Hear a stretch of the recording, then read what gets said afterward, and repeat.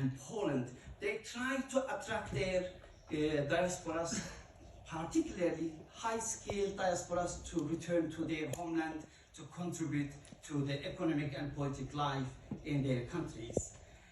So this is the research we have conducted.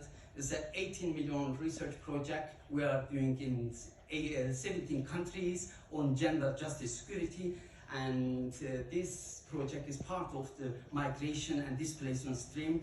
And we conducted this research in Afghanistan, Kurdistan, Pakistan, and Sri Lanka.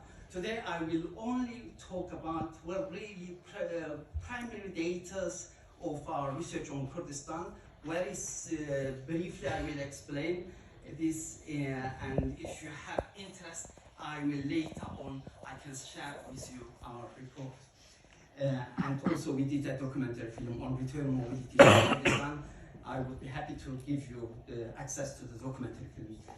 In terms of the return mobilities, there are not much information about return mobilities. There are more or less reliable data on incoming migration to Western countries. As you know, there was the refugee crisis, refugee influx, all of these has been debated, but there is no much information about return mobilities. The main reason for this is the assumption that once people migrate to Western countries, they will stay there, and moreover, the relevant institutions in Western countries are not able to record the individuals who return to their country of origin. Therefore, there is a lack of quantitative and qualitative data on return mobilities, and that's made difficult to measure the return mobilities. Early studies has really tried to understand return mobilities in the perspective of economic perspective. And most recent years, scholars in the transnational field, they start to look at the issues of identity, search of identity, cultural belonging, and life cycle that people return to their homeland. But however, the existing studies have paid less attention to gendered return mobilities to conflict-affected regions and countries.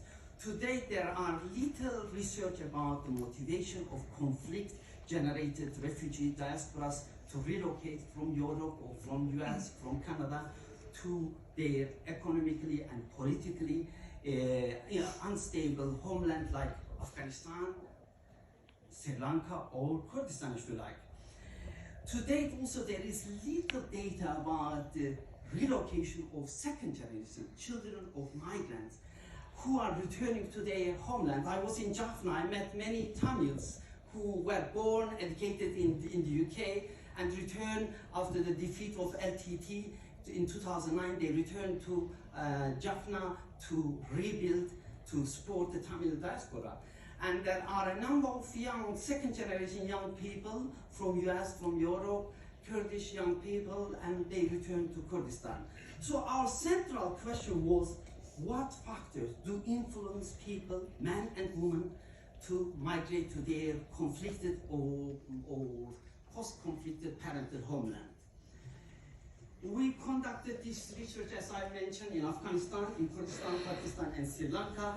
I'm not going into too much details.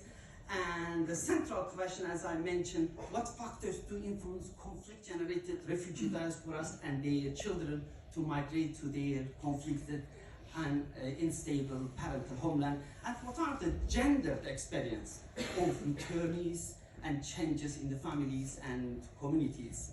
And how might we enhance the productive use of economic and political and social remittances so as to contribute to the development, particularly in post-conflict countries?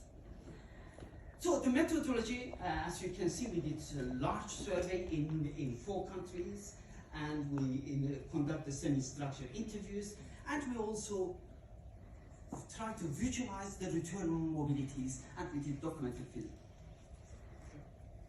Do you want to say something?